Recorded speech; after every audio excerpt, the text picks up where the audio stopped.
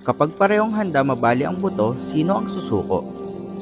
Sa mataas na bahagi ng Rocky Mountains sa Hilagang Amerika, may maangas na lalaking elk ang naghahanap ng kabugbugan na para bang nagsasabing handa na siyang makipaglaban.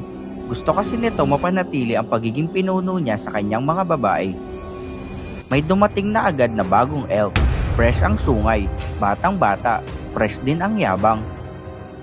Ang sungay ng bawat lalaking elk ay maaaring tumimbang ng hanggang 40 pounds at umaabot mahigit 4 na talampakan ang haba.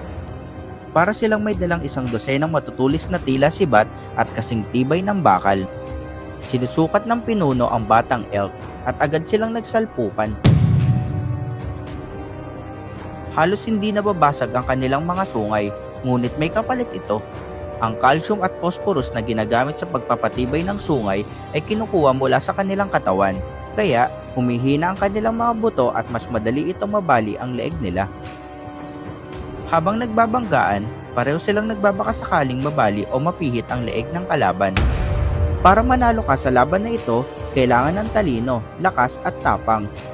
Kung hindi, maaaring ikaw ang magkalat ng sarili mong lamang loob. Sa huli, sumuko ang bata dahil sa pagod nito. Hindi siya umubra sa karanasan ng pinuno sa pakikipaglaban. At habang patakbo siya papalayo, lantad ang likuran nito. Hindi napigilan ng pinuno ang pagtusok sa hita ng kalaban. Isang tusok pero hindi naman malala. Pero hindi malilimutan ng bata na may nakalaban siyang pinuno ng elk. Kung gusto mo pa ng ganitong content tungkol sa mga hayop, i-follow mo na ako at like and share mo na din ang mga video natin.